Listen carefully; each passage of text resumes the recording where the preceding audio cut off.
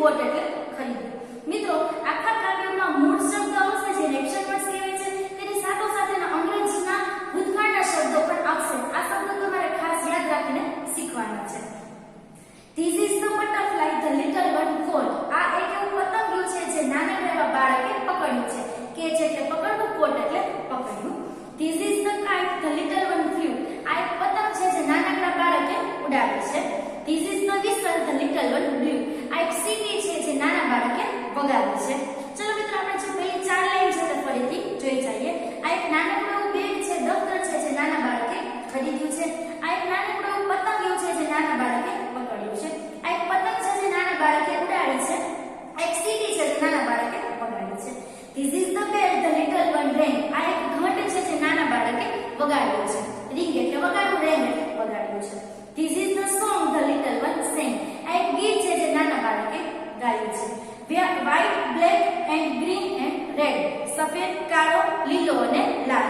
These are the words the little one read. આ એ શબ્દ છે જે નાના બાળકે વાંચ્યા છે. These are the pictures the little ones drew. આ એ ચિત્ર છે જે નાના બાળકે દોરેલા છે. All these things the little ones knew. આ બધી વસ્તુ છે જે નાના બાળકે જાણી છે અને સમજી છે.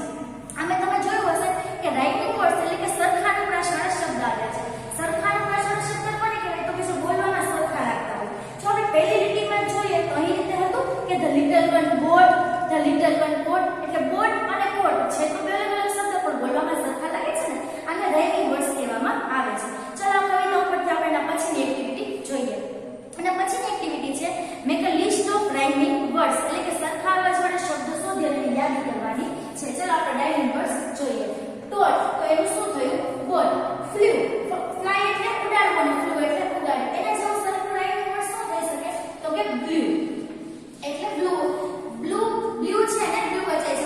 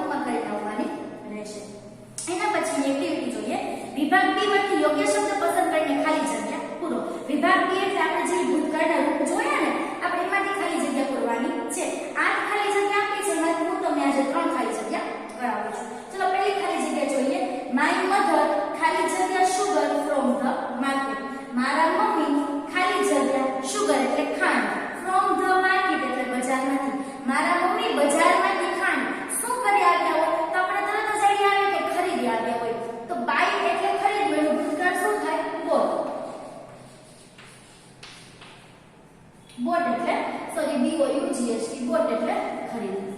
વી ખાલી જગ્યા કાઇટ્સ લાસ્ટ ઉત્તરાયણ. અમે ગયા ઉત્તરાયણ લાસ્ટ એટલે છેલ્લી ગઈ ઉત્તરાયણ એટલે મકર સંક્રાંતિનો તહેવાર. કાઇટ્સ એટલે પતંગ. આપણે મકર સંક્રાંતિના તહેવાર પર શું કરીએ તો કે પતંગ ઉડાડીએ. તો એનું શું થશે? વી ફ્લ્યુ. અમે ગયા મકર સંક્રાંતિએ પતંગો ઉડાડી. માય younger brother ખાલી જગ્યા a beautiful picture in the school competition. મારા નાના ભાઈએ ખાલી જગ્યા a beautiful એટલે સુંદર પિક્ચર